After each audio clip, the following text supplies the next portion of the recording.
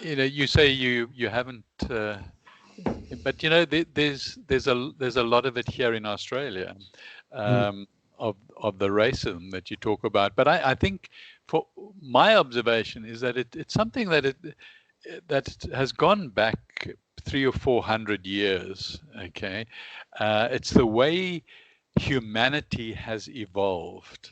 Okay, mm, there were different, as you know, that there have been different races over the past few million years. Okay, um, and the second root race were black, totally mm, black. mm. Okay, um, and then the third root race, they were Indians. Yep. Okay, or the third or the fourth. But anyway, and one of them were white. So we've had this discrimination, um, as humanity has evolved, over the various root races over a long, long time. And now, you and I were born into the second last root race, and it the power had come from Europe particularly, and so whites have always just had more money, more power, than the blacks, who were mostly sort of Asia and Africa. So Mm, it's just an inherent thing. You can't help having been born into this culture where basically whites, have all the things that the blacks don't have. Even now, where black have as much or equally amount in South Africa, Australia, America, um, there are still people with a consciousness of poverty.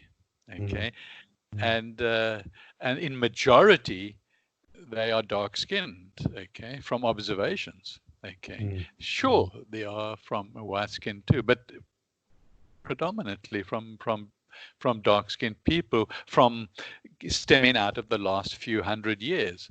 So I think that is what this is all about, is that they know that they get treated, and people, I guess, who join the police force by nature are looking for trouble, if you know what I mean.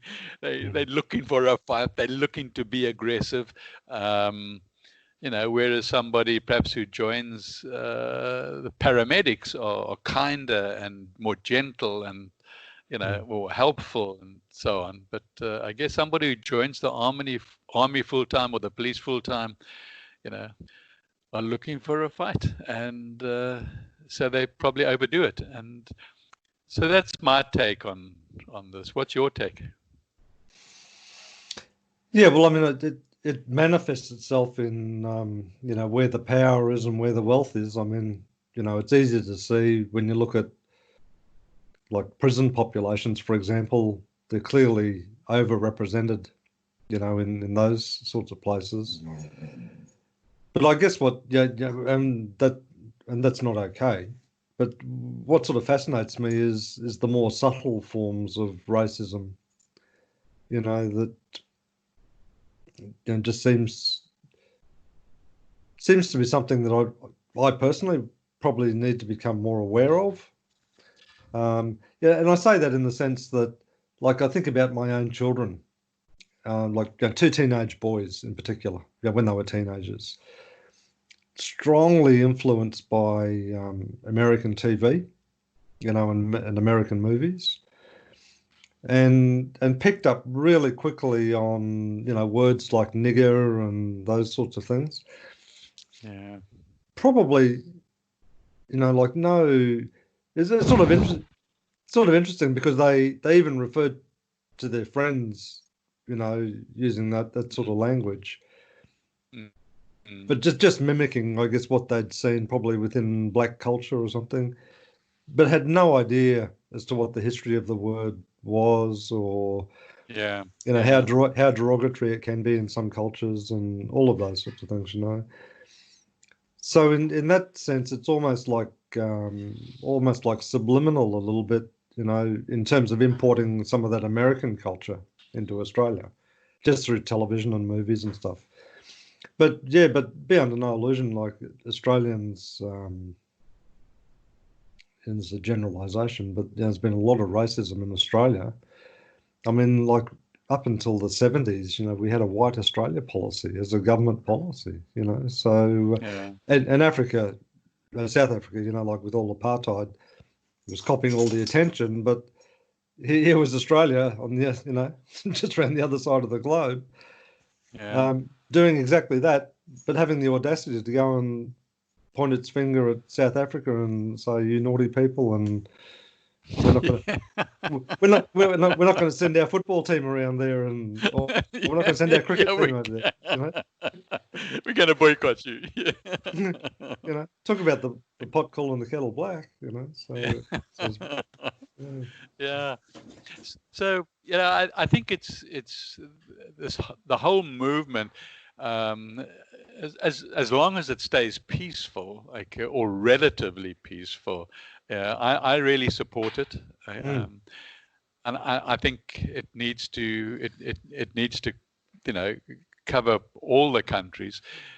Goodness knows what would happen in South Africa because the majority are black and the majority are in power politically.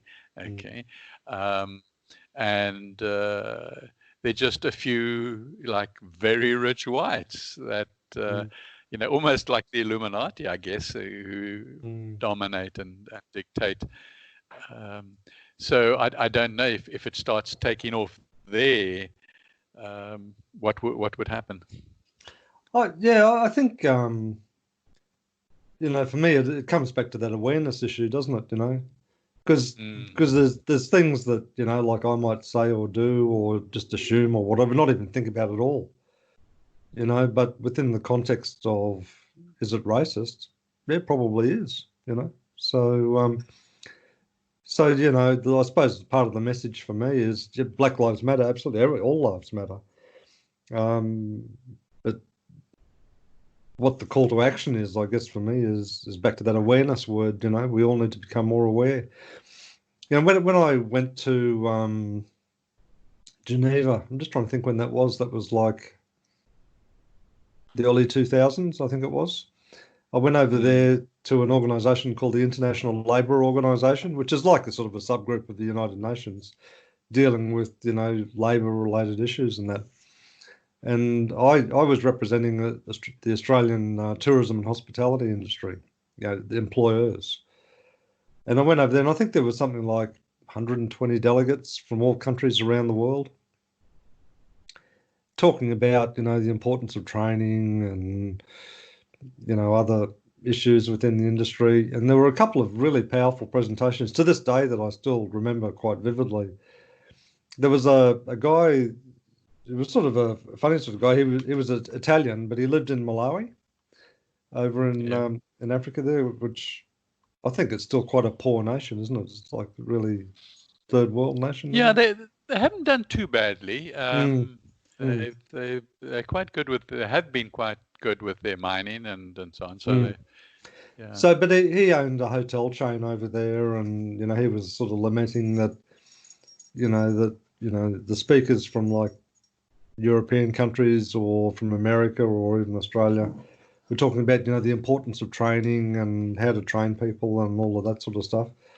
Where he said for him, the issue was more fundamental than that. He says because with the poverty that was in the country at the time, that women in the workforce were incredibly underrepresented. And one of the reasons for that is that quite often they just couldn't afford to have clothes to go to work in. It was just as simple as that. yeah, And you're trying to reconcile, first world issues with third world issues, and like they're really hard to, bring together. They really are, yeah, quite divergent conversations. And I think for me, that awareness issue is really important because one of the speakers, I think he was German actually, and he sort of really, for me, captured it quite well because he said, one of the great benefits of international tourism is that it raises awareness of other cultures and, other ways of living and other beliefs and stuff like that. And by raising the awareness through tourism, it really was about a greater level of maturity within humanity because of this greater level of appreciation. The fact that people had traveled to other countries and experienced it, firsthand. And that really struck a chord with me because I think, well, even I guess from your perspective, you must see a lot of, nuances about living in Australia that, seem quite odd, I guess, compared, from your perception of the country from South Africa, so. Yeah. Mm. Yeah. First world, third world. Um, that is also the big divide. Uh, and it can also be called the rich and the poor. Okay. Mm. And as I said I said in my video, went off at a tangent at one time, is that, the solution moving forward, I think, is the same for everybody, Yeah. regardless of the divide. Okay. Mm. And the solution is what you and I have been discussing over the last few weeks.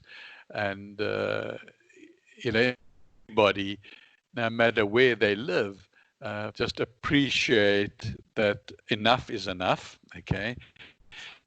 And people understand that we all have souls. And so that we should be feeling towards what are those soul qualities, that awareness, and those soul qualities make one fulfilled, contented, happy, and not the greed. So, and whether you're in a poor African country, you've grown up in a culture, and making you richer is not going to make you happier. No. Okay. And making a rich nation poorer is not going to make them happier. Okay. Assuming that happiness and fulfillment is the feeling that we're looking for, and we are looking for a feeling, I think, ultimately. In so wherever we are, you talk about me moving from South Africa to Australia. I am who I am still. There's no, I haven't changed. I grew up in a third world country, in a privileged third world country because of apartheid. Okay. And I did what I needed to do to get the black people matter in as far as politics are concerned. I did a lot of effort on my side to try and get that to happen, and to happen peacefully. Okay. And I was fortunate, it wasn't me, but Nelson Mandela, who just felt that need to make things equal and not for black to dominate white as an alternative. So as we go forward, we mustn't try and do that in our lives. I'm still the same person in Australia as I was in South Africa, for better or for worse. And I'm still I think and act like, fair must be fair. Everybody must win. And so the only way is through awareness of who we are. Okay. Why are we here? Okay. Where are we going to after this short spell? Well, maybe it's a long spell for somebody who don't believe they're going to live after this life. Then I guess that's probably, who knows, maybe that's the violent person who's committing violence on another person out of their authority or of power in some position or other. But I think everybody who knows that there is a God, that there is life hereafter, um, must strive for the qualities that you'll use when you pass over. Mm, mm. Yeah. No, I think so. I think one of the other elements there is just how conditioned we can be as well. Like as you say, being born into a particular culture, and that, where the mantra has been, go to school, get good results, you know, potentially go to college or university, get a job, get married, grow your wealth, grow your possessions, And if you sort of look at the timeframes on that, it takes you 12 years to get a, secondary education, and another, 4 to 6 years for your university education, and you get the job, and that occupies you for a few years, and then you want a promotion.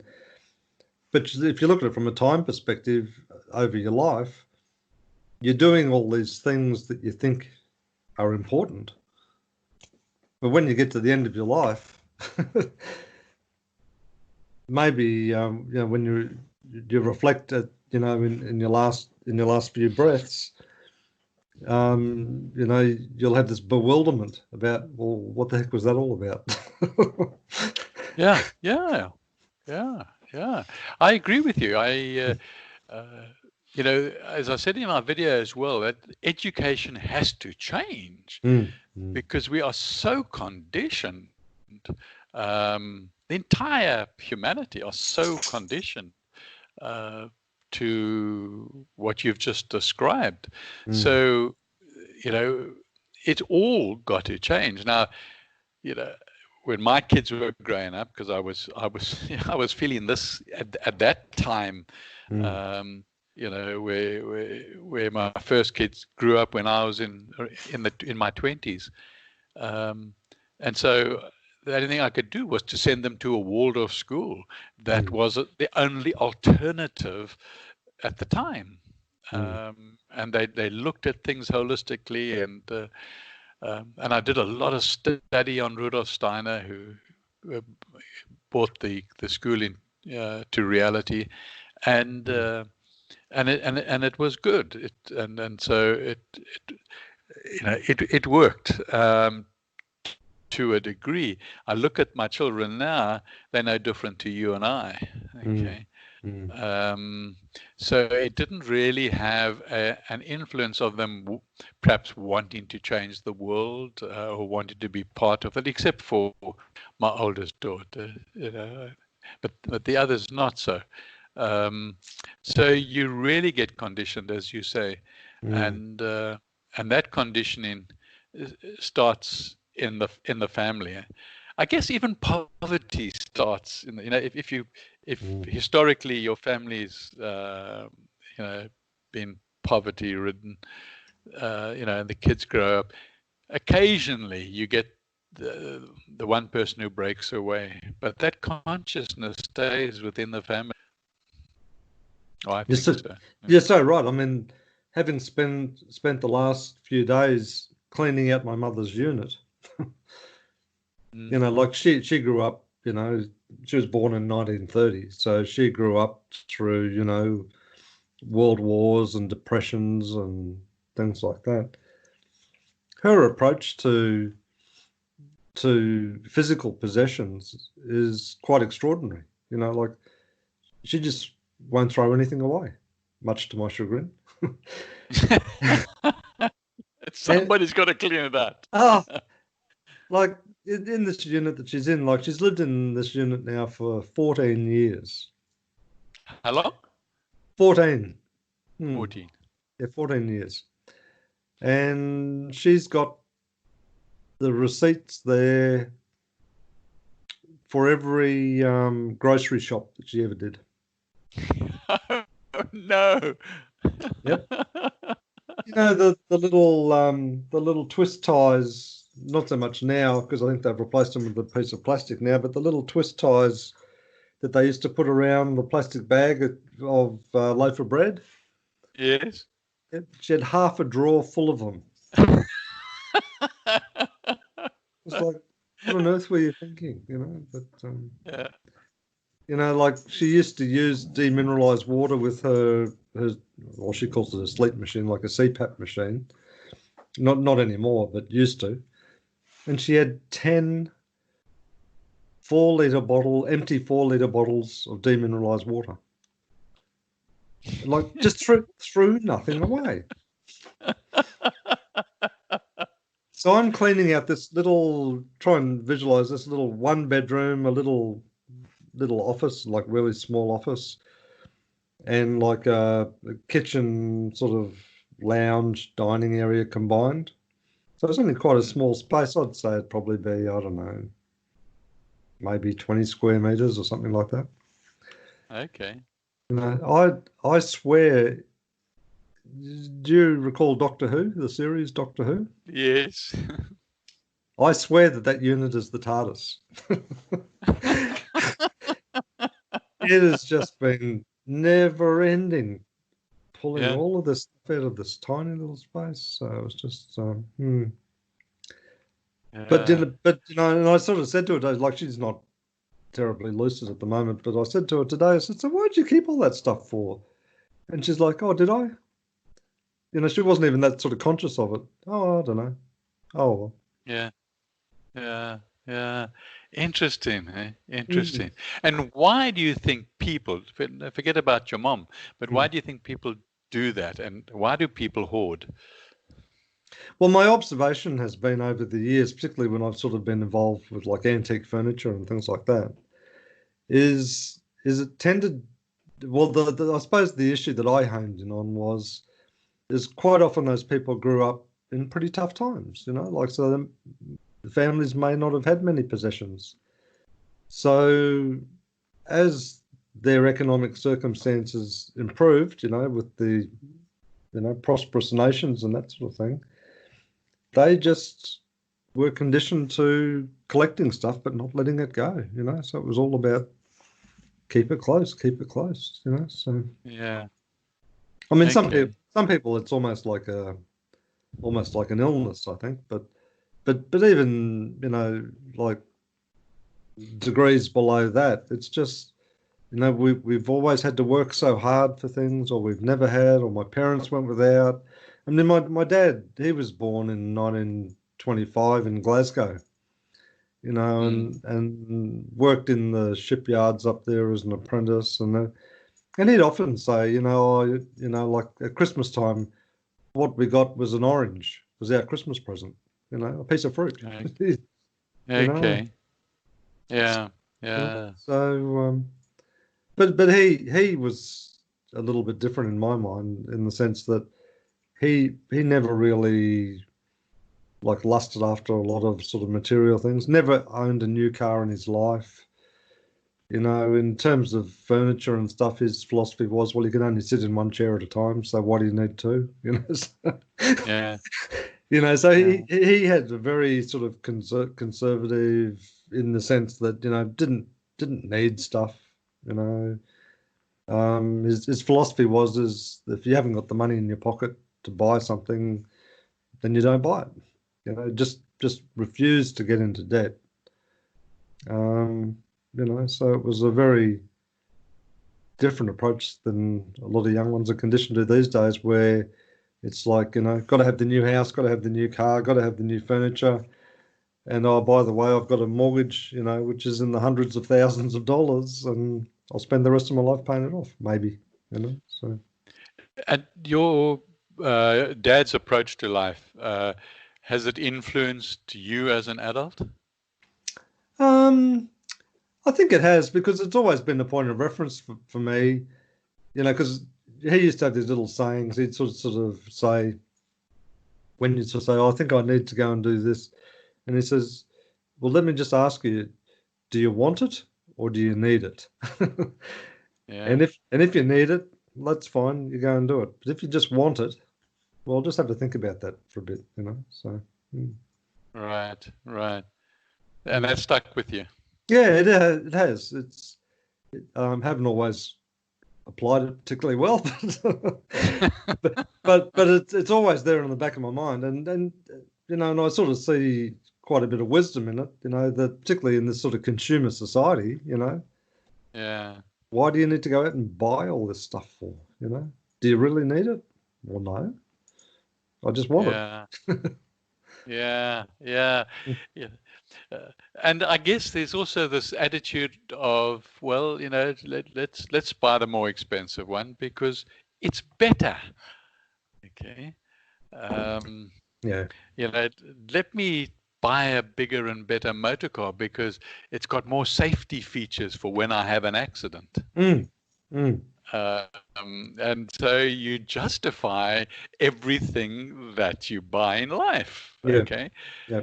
I mean, we, Sue and I have just bought a washing machine and a tumble dryer. Mm, We've been 2 years in Australia, and we've just hand washed our stuff and hung it up. And mm, sort of every second day we just do a hand wash and hang it up. And now that we've got 3 additional people into the household from the divorce, pending divorce, and it's winter. mm. Okay, we thought we'd just buy a washing machine and a tumble dryer. So we've had 2 days of washing machine and tumble dryer. Yeah. Come on. Come.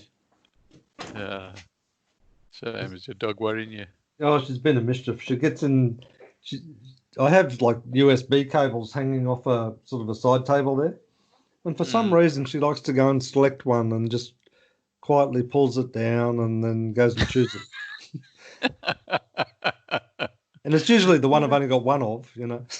But I Yeah. don't know. She's a bit of a character. Anyway. Yeah, well, I think you're absolutely right. I mean, that's not, and again, for me, I think it's going to be one of those issues that we really need to think a lot about, because especially if you think about what's happened, in the last sort of economic cycle, where you've got organisations that are quite happy to destroy whole industries for their benefit, and they have this sort of propaganda spin that sort of says, oh, it's cheaper. Yeah, but cheaper for who? Small matters, people matters, and for those people, jobs matter, incomes matter.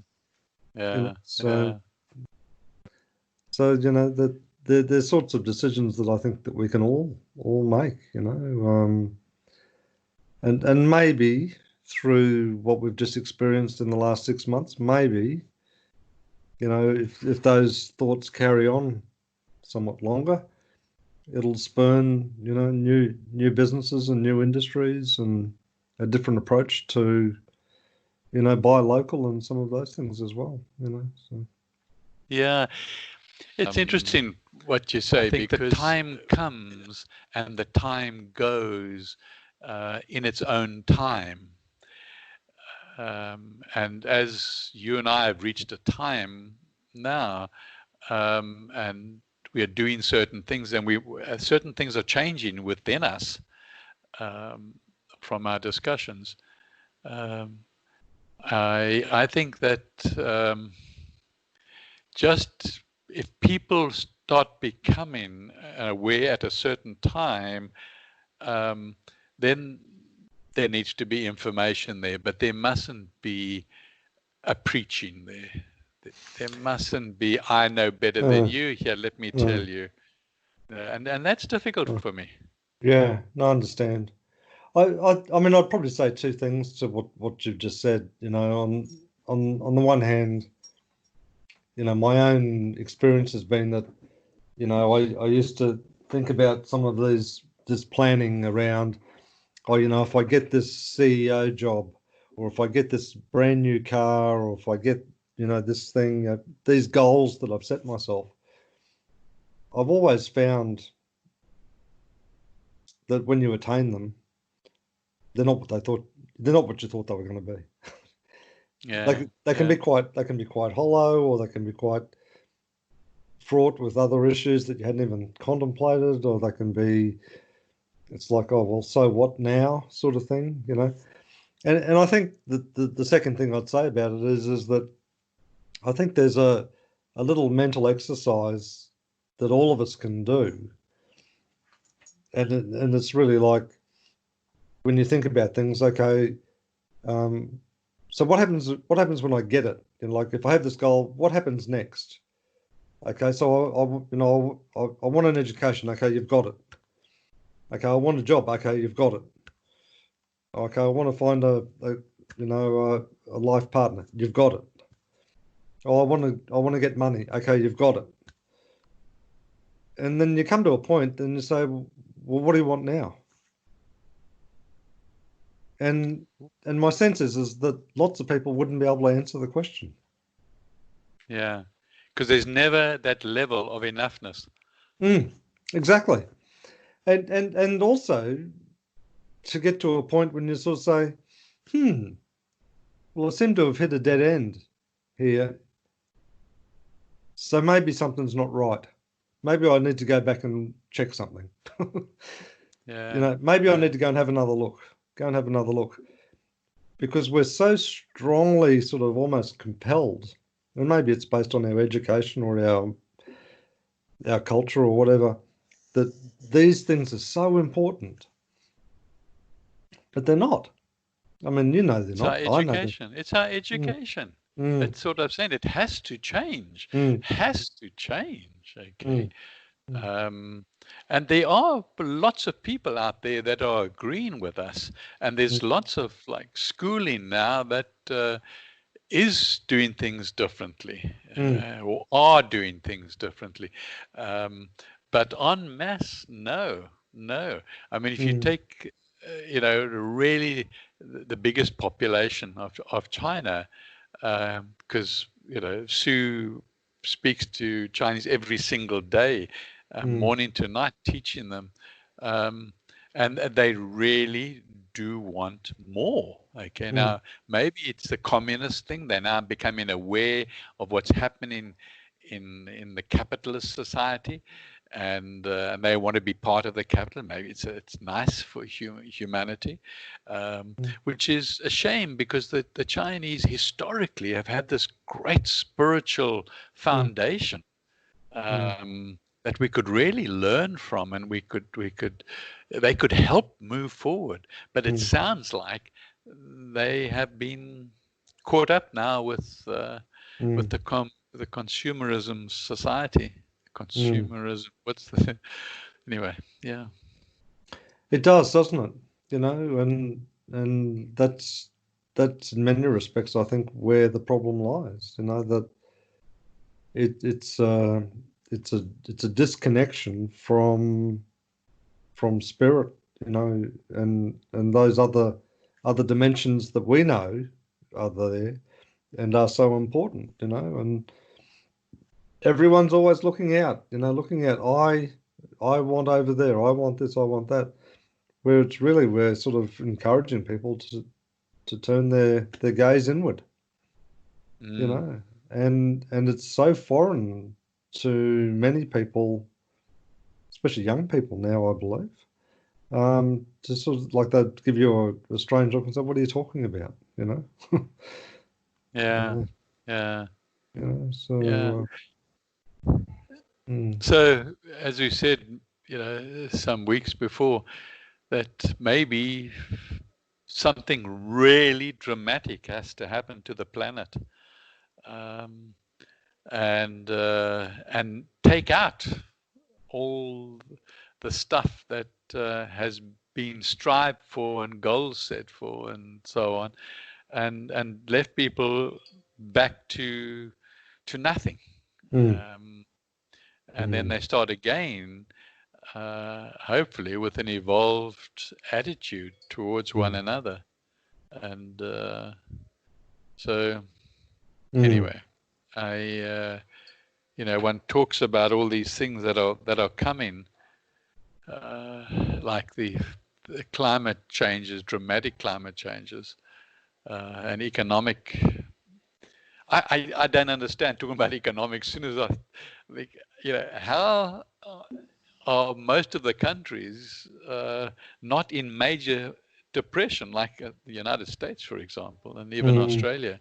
Um, Well, I think, I just look around, like they talk about, like being in recession, like they're all sort of like terms that are out there a bit. But the things that really strike me, which is sort of up close and personal a bit, is like the price of petrol, the price of fuel, Mm. During the height of the coronavirus lockdown, the price of fuel dropped in many cases from $1.75 a litre down to 90 odd cents a litre. That's right. And as soon as the lockdown starts to ease, hey presto, we're back up to $1.35. Like literally within a weekend, like Yeah, yeah, uh, yeah. There's always something else behind something like that. hmm, Saudi Arabia, and I'm not sure what their motives were, but when the demand dropped, they dropped their prices. They flooded the planet with oil.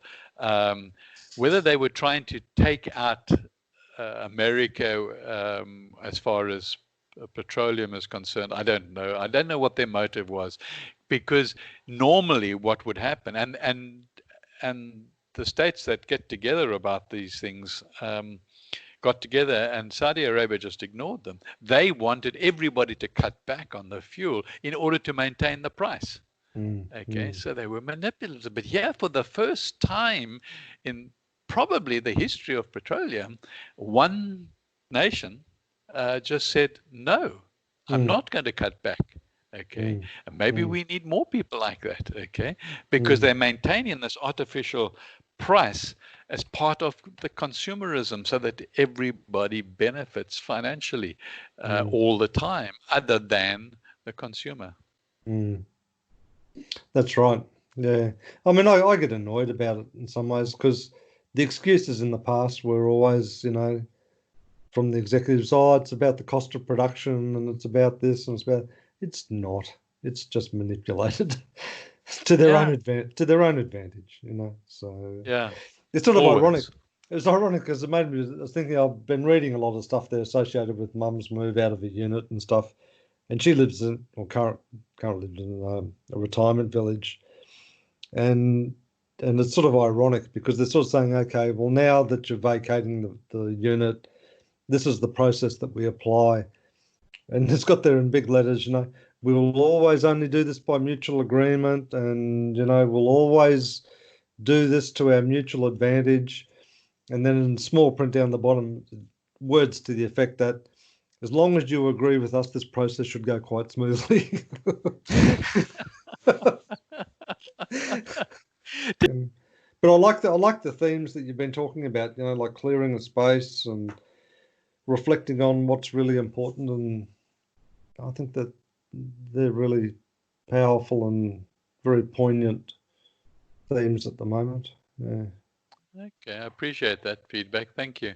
Mm. Okay, well, let's carry on. Let's see if we can get something up by Sunday night again. Okay. Um, Yep. Let's give it a go. uh, See what we can do. yeah, yeah. Another 7 minutes. Well, I think the language you used earlier in the week was um, under 10 minutes. I think It was. It was 9.5. I'm getting there. I'm getting there. So it looks like 7 has morphed into 10, has it? So